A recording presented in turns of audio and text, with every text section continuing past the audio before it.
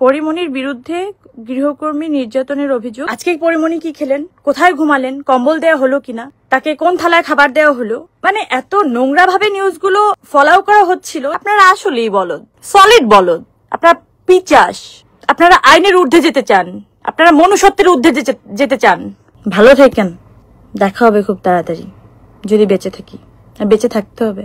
যে খুব হেডিং দেখছিলেন যে গৃহকর্মীকে মারধরের অভিযোগ নিয়ে একজন থানায় আসলে আমার নামে অভিযোগ করেছেন, যিনি কিনা দাবি করেছেন যে উনি আমার বাসার গৃহকর্মী। আমার নামে একটা সাধারণ ডায়েরি করেছে ভাটরা থানায়, যেহেতু আমি বসুন্ধরাতে থাকি।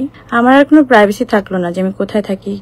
আমার পুরো পরিবারটাই হচ্ছে আমার স্টাফদেরকে নিয়ে, এবং বারবার আমি স্টাফদেরকে নিয়ে সমস্ত অকেশনে, স্পেশাল অকেশনে আমি সবসময় ওনাদেরকে নিয়ে লেখালেখি করতাম, বা আমার ভালোবাসা দিবস বলেন বা মাদার্স ডে, ফাদার্স ডে, যাই বলেন না কেন, আমি কিন্তু ওনাদেরকে নিয়েই লিখতাম, কারণ ওনারাই আমার পরিবার, ওনাদেরকে নিয়েই আমি থাকি।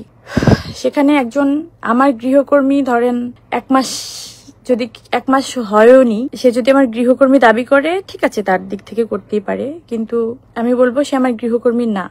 আচ্ছা, এইগুলো তো আসলে অনেক পরে আসবে, আমি তার অভিযোগ, সেটাতে আমি আসলে মতামত দেব অথবা না দেব।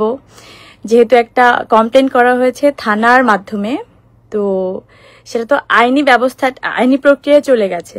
সেটা তো আইনি প্রক্রিয়ার মাধ্যমেই সমাধান হওয়াটা খুব বেশি, একটুখানি আমরা কি ওয়েট করতে পারতাম না? যারা মিডিয়া কর্মী ছিলাম, তারা যে মেন্টাল টর্চারটা আমাকে আজকে দিল, যেভাবে ফলাও করে ওই নিউজটা করা হলো, যেভাবে প্রত্যেকটা তার ইন্টারভিউ করা হলো, তার মানে কি এটা আমরা কি প্রিভিলেজ দিচ্ছি না আমরা মিডিয়া কর্মী হয়ে, যে কেউ যার বিরুদ্ধে যেভাবে সাধারণ জিডি করলেই সাথে সাথে এটা জাস্টিফাই হয়ে যাবে?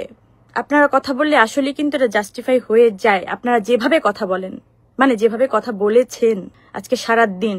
ইভেন তো আমি নামই নেই, একটা স্টাবলিশড, তারা কিভাবে রাত 12টার সময় বা 12টা বাজার একটু আগে তারা একটা নিউজ করে, টিভির মতো একটা এত বড় প্রমিনেন্ট একটা নিউজ চ্যানেল, তারা ওই মেয়ের ভয়েস সহকারে একটা নিউজ করে এবং সেটা পুরো বাংলাদেশ দেখে। এবং আপনারা সবাই আমাকে চেনেন, তাতে কতটুকু আমি ছোট হয়েছি বা বড় হয়েছি তা না। আমি যদি অন্যায় করি, ডেফিনেটলি আমার শাস্তি পাওয়া উচিত, আমি পাবো, আমি শাস্তি পাওয়ার ওই জায়গাটা রাখি। কিন্তু একটা সাধারণ ডায়েরি থেকে কিভাবে আপনি একটা অভিযোগ করতেই পারেন, যে কেউ একটা অভিযোগ করতেই পারে, সেটা প্রমাণিত হওয়ার আগে আপনি কাউকে দোষী সাব্যস্ত করতে পারেন। কিন্তু যেভাবে আজকে পুরো মিডিয়া আমাকে দোষী সাব্যস্ত করে আমার দিকে আঙুল তুলে যেভাবে নিউজ করেছে, 1 ঘন্টা আগে নিউজ, পরিমণির বিরুদ্ধে গৃহকর্মী নির্যাতনের অভিযোগ, যা বলেছে পুলিশ। তো এই মিডিয়া ট্রায়াল কবে বন্ধ হবে বা কেন হচ্ছে? আমি যখন জেলে গেলাম, যখন আমাকে একটা মিথ্যা অভিযোগে আমাকে অ্যারেস্ট করা হলো, তখনও যেভাবে 1 মাস ধরে 7 দিন রিমান্ড আর 20 দিন জেল, তো রিমান্ডের কথা বাদই দিলাম, সেটা কি হচ্ছে আপনারা সবাই জানেন। এই 27 দিন ধরে অন্য কোনো নিউজের কি কোনো বালাই ছিল? অন্য কোনো নিউজের কোনো কাটতে ছিল না, শুধু আমার এই নিউজটা। আজকে পরিমণি কি খেলেন, কোথায় ঘুমালেন, কম্বল দেওয়া হলো কিনা, তাকে কোন থালায় খাবার দেওয়া হলো, মানে এত নোংরা ভাবে নিউজগুলো ফলাও করা হচ্ছিল, যাতে সাধারণ আমজনতা, সাধারণ পাবলিকের মধ্যে একটা ইন্টারেস্ট ফিল হয়। নাকি আপনাদেরই গরজ? আপনারা আসলেই বলদ, সলিড বলদ, আপনারা আইনের ঊর্ধ্বে যেতে চান, আপনারা মনুষ্যত্বের ঊর্ধ্বে যেতে চান। ভালো থাকেন, দেখা হবে খুব তাড়াতাড়ি যদি বেঁচে থাকি। বেঁচে থাকতে হবে।